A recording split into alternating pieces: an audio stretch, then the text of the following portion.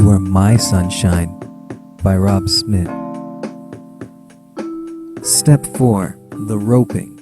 2 months prior to the destruction of Winner, South Dakota, in May 2036, a conference was held at the Center of Aeronautic Innovation in Washington. This was a conference hastily convened a week after the trillionaire President of the United States had made his intentions to move the Earth known to the members of the Senate. Surrounded by a sea of uninformed government officials, the public relations representative from SpaceX, Professor Troy McClain, began a presentation detailing plans for a new spacecraft.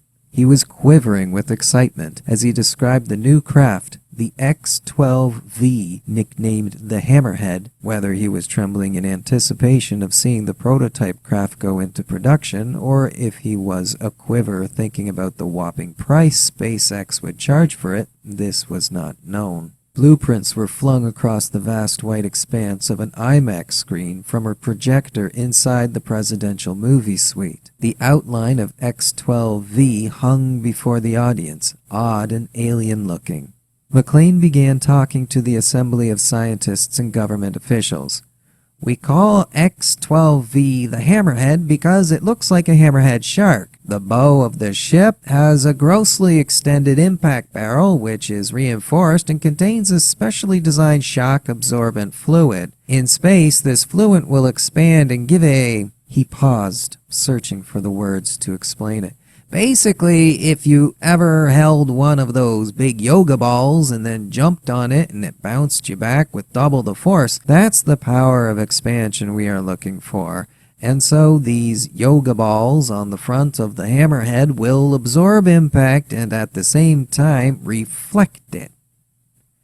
Someone coughed in the silent hall, a hand raised in the audience. "What will the hammerheads be impacting, Professor McClain?"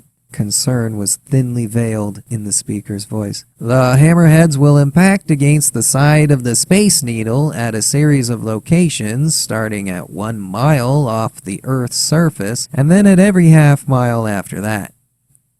"Why?" came the reply. People began to shift in their seats. Why was not often heard in Washington these days. "As most of you know," McClain continued, "a massive needle will be sunk at the prepared site somewhere within South Dakota, and the needle will be made of super-strength high-tensile steel. It will penetrate the Earth's crust to a depth of 10 miles, but the great object will not be purely ornamental. Oh no, it has a function. It will be the pole that the Earth will spin on from this point forward. In order to meet our goal of our president to take Earth off its preordained orbital path and into a path where the United States will receive constant sunlight, we will need to push the needle in a particular direction. For this, 100 hammerheads will simultaneously strike this thing with maximum velocity engines. The hammerheads will do the pushing." With this, he smiled pleasantly. Heads turned in confusion, and a murmuring had begun after the words "off-orbit" were mentioned. A different concerned speaker chimed in at this point, an elderly, curly-haired woman who could not stay seated any longer. She asked her question with that pointed cynicism that only old ladies can generate. "I'm no scientist, Mr. McClain, but if you take the Earth off its orbit, well, won't that be a big problem for all of us here on Earth?" McClain licked his lips nervously. "Is there anyone here who hasn't received the memo yet? Anyone with clearance level 4 or higher should have received it." Bewildered wide eyes answered his question. He read the mood in the room, but unwisely continued anyway. "Well, I'm not a scientist either, but the models I've seen predict that an off-orbit event such as this will have deleterious effects for life on Earth at moderate to high levels." Uproar erupted from the august body assembled in the Center of Aeronautic Innovation. McClain looked around in alarm. Security guards sprung out from hidden holes in the floors and rappelled in from overhead rafters. They quickly set about garroting anyone making audible protest, tackling and pummeling others. Blood sprayed around. Screams erupted. A trampling, panicked rush for the exits. The Washington Senate slaughter quickly became a media black spot, a source of severe embarrassment for the Federal Department of Garrett's. In backroom meetings, it was commented in low voices that perhaps they should have handled the situation better. An additional unforeseen consequence? Most of the crocodiles in the crocodile room had become severely overweight, and the SPCA was breathing down the administration's neck over the mistreatment of these animals. Due to the public outrage that followed in the wake of the Senate slaughter, a decision was made to abandon the use of hammerheads altogether because the aircraft would forever be associated with stain, slaughter, and scandal. Also, they were too expensive. The trillionaire president of the free world had been listening to the hammerhead presentation impassively, but inside, he was also excited. He could feel the time was coming, the fruition of his long-held dream. He had even become an expert of sorts with the rockets coming off the assembly line, and he clung to McLean's every word. In a subsequent Plan B meeting, the president uttered a statement showing how acutely he understood the operation. "It's a needle, right? Let's put a string through it."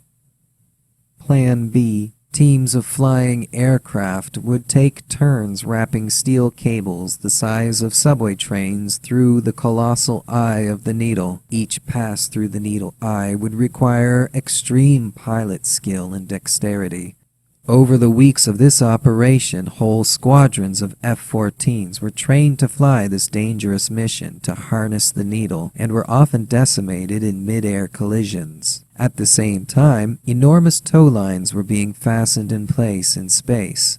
All of the SpaceX tug ships currently in orbit were being connected together, retrofitted to work in tandem like some sort of Power Ranger robot. The melding of 100-plus booster rockets into one solid, unstoppable juggernaut rocket meant there would be enough force to achieve yanking Earth out of orbit. To the trillionaire president, this Uber rocket was comically phallic, but also awe-inspiring, because even he could see it was to be the stallion that would pull the Earth off its rotational axis, bringing the sun to his doorstep forever.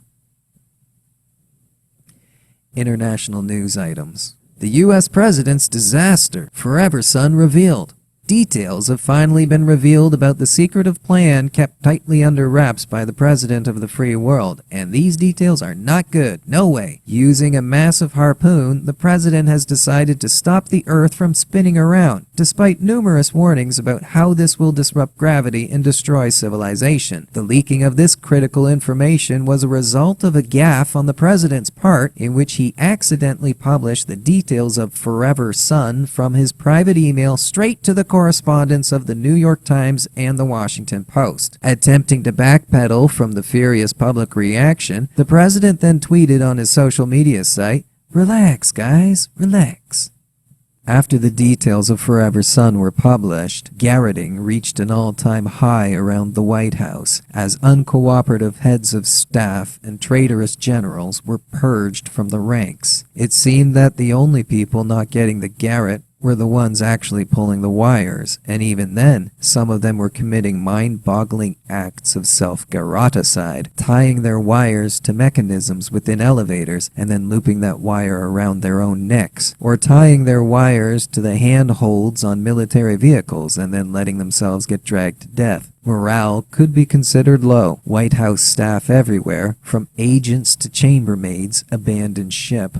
Federal ethicists, an oxymoron to be sure, debated on TV, before their stations were shut down by federal censors, whether or not it was moral for the human race to harpoon their own planet, our Mother Earth. International news items. The creation of chokebots. The U.S. President's deadly legacy. Garrots powered by AI. With a lack of Defense Force personnel remaining in the White House and a rising general apathy towards life in general, it's hard for the president to find someone who is willing to put in the effort of choking the terrorists that threaten the safety of America. Enter the chokebots.